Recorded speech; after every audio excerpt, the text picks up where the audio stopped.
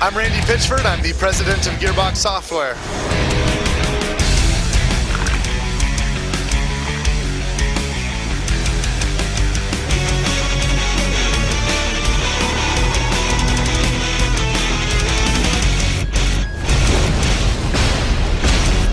Well, Duke Nukem 3D was a phenomenon, and when we played it, we loved it. I mean, this kind of irreverent character, and through him, we got to, save the world, basically. Duke Nukem Forever takes place 12 years after the events of Duke 3D.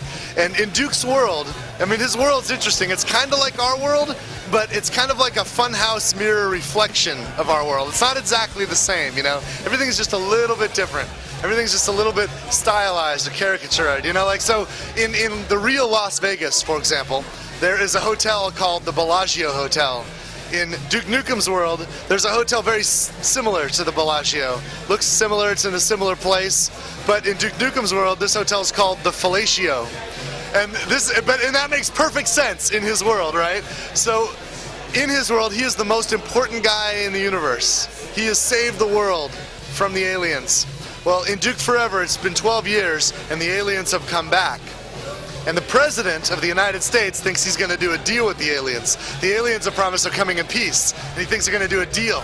Of course, Duke knows these aliens are creating a trap. And when they start taking our chicks, when they start taking our women, the Duke's got to step in and do something about this. And so in Duke Nukem Forever, you're going to become Duke Nukem, and you're going to save the motherfucking world. And it's great fun. We're finally going to play Duke. It's been in development forever, and we thought it's going to take forever, but forever comes in 2011. It is here, it's real, and it's coming. This is the Duke Nukem Forever that it's supposed to be. I have been on the outside just like you, just like all gamers. You know, a lot of people don't know I actually started my career as a game maker when I moved to Texas to join 3D Realms, and I joined the Duke 3D team. Now, I left 3D Realms in 1997, and since that point, I've just been like everybody else, on the outside, just waiting for Duke Nukem Forever to finally come, because we all wanted a sequel, but it didn't come. And last year, we got bad news that 3D Realms was shutting their doors, and the story was that Duke Nukem was dead. But you know what? You can't kill the Duke, man. And so we got in there and we found a way where we can help Duke survive. And my studio's been very successful, and I was there when we were building the brand, and we have the trust of the publisher, Take-Two. And so we were able to bring everybody together and take a risk and make sure that we can all finally have Duke Nukem Forever. It's surreal. I mean, every day it's like, I can't believe it's working out, but it is. I feel privileged and honored that I'm in a spot where I can help.